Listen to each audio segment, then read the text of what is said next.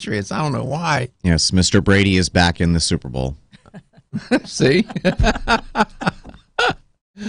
All this animus toward Belichick is a genius, whether you like him or not. He is. He's pretty smart. It was a fun weekend of football. It was. It was. I was working. I was just catching bits and pieces of it here and there. But man, went into overtime in both games. Mm-hmm. It was something. I bring it up because as I was watching the game, and I'm sure you noticed too, you're a football fan, the size of the players, those linemen. I mean, I don't know. And I was looking, the central obesity on those linemen is formidable. And as it turns out, this morning, pardon me, it was not this morning, it was on January 17th. There was an article in the New York Times, and the headline on the story was the NFL's obesity scourge. I'm going to talk a little bit about that. I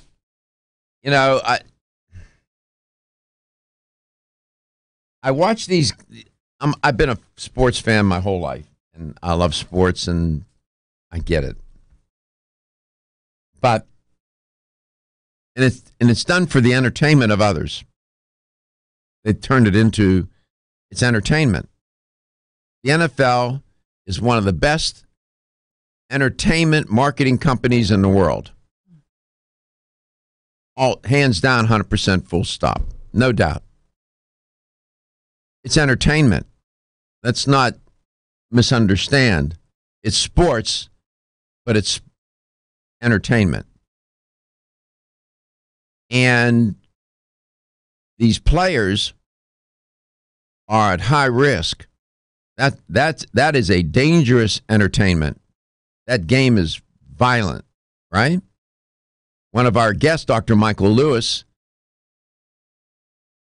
has a practice in Washington, D.C., has an illustrious career as a physician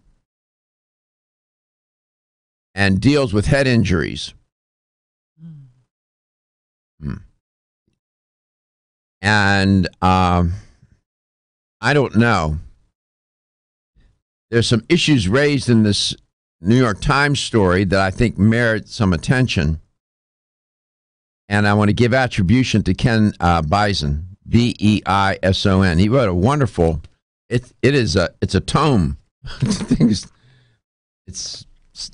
I printed out 17 of 18 pages,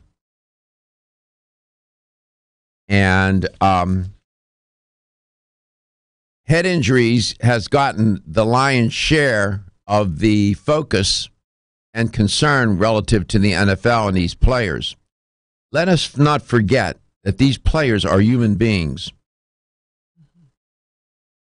They're not gladiators. This is not Rome. And we're not in the Coliseum, although the LA Rams used to play in the Coliseum. I don't even know if that's where they play anymore. I think that was tore down, wasn't it? I don't know I can't keep up. And every time I watch these games, I think of that. If you study, I had the good fortune in one of my undergraduate degrees was in humanities. Believe it or not, it was one of the best degrees.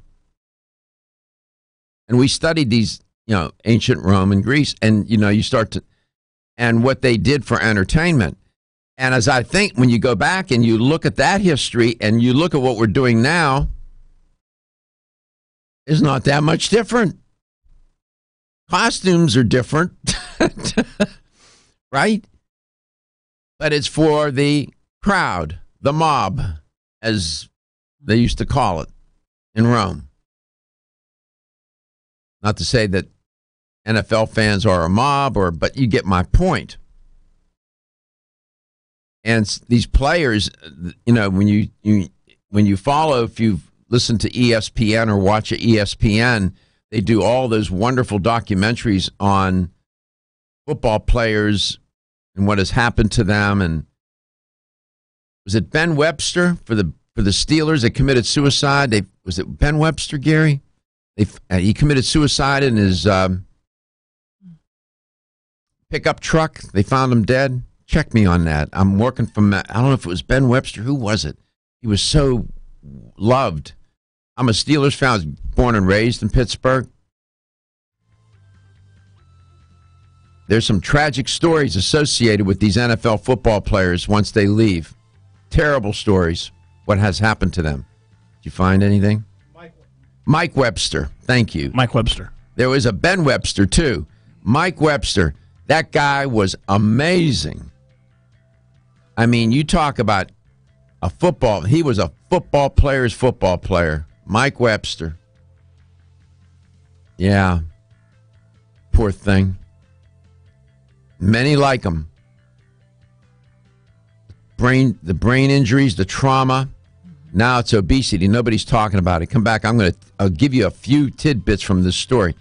It's something we need to think about. And maybe it's something we should talk about. And should you ask a football player to become obese? Ladies and gentlemen, listen up. It's me, your immune.